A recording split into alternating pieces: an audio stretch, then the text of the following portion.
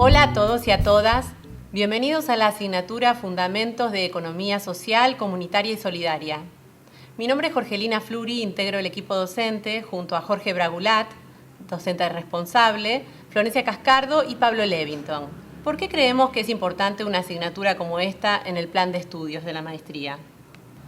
En principio, el equipo docente nos sentimos interpelados por la crisis civilizatoria a la que asistimos en esta segunda década del siglo XXI, que viene manifestándose desde hace tiempo, pero que en los últimos años se ha agudizado y que demanda la construcción de alternativas político-económicas para afrontar los problemas que hacen a la vida colectiva.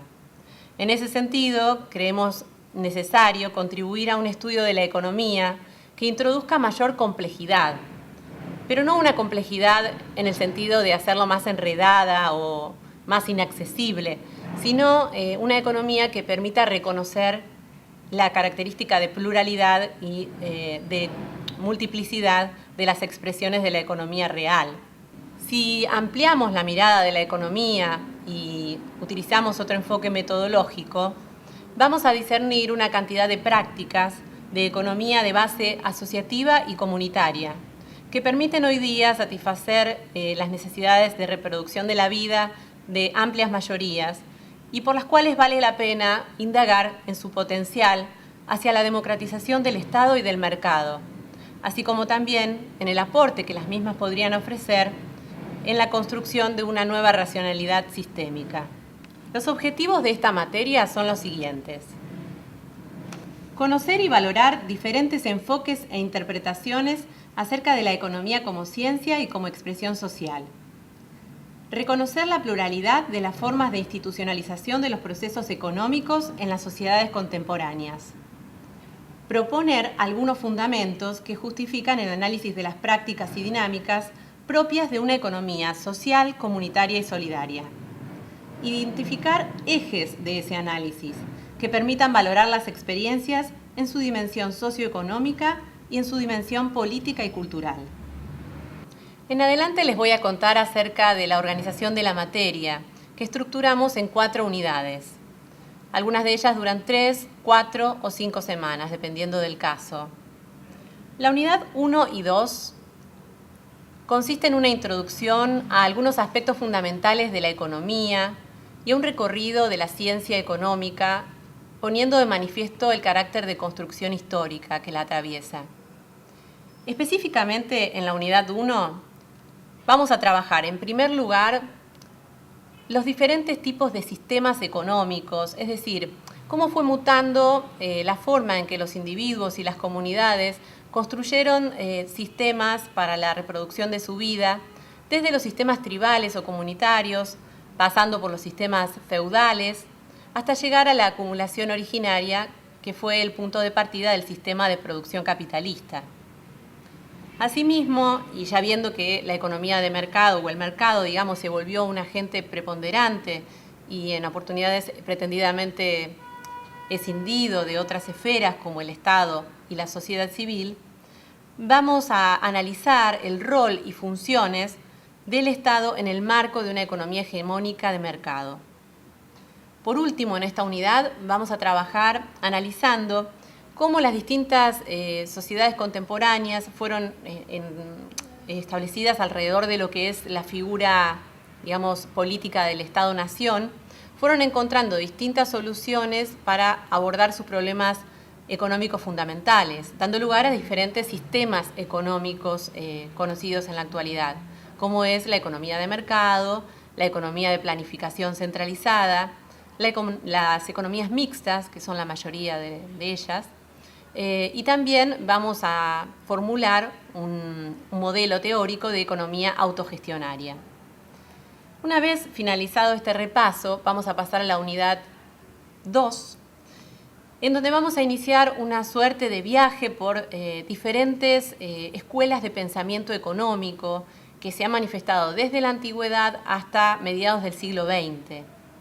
Por supuesto, profundizando y focalizando más en aquellas que emergieron con la revolución industrial y el desarrollo del capitalismo, que es el momento en el cual el pensamiento económico va consiguiendo un método, digamos, que le da el carácter de ciencia.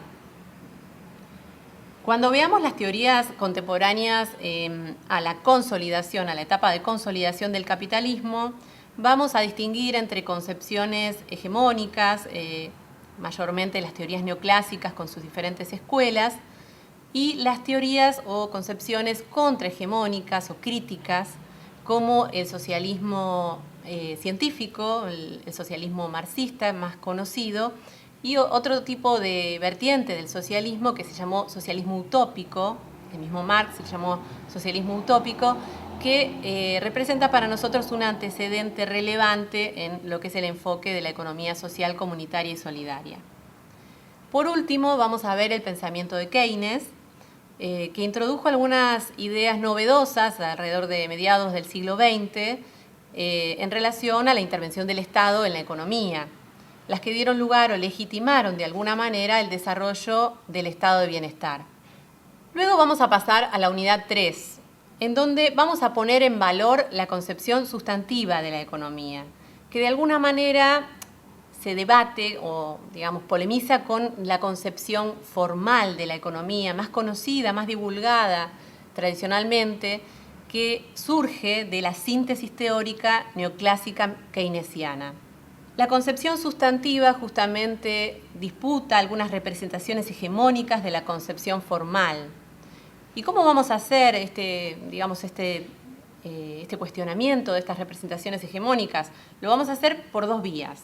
En primer lugar, vamos a cuestionar o analizar y relativizar la idea, esa concepción ética del ser humano que se conoce como Homo economicus.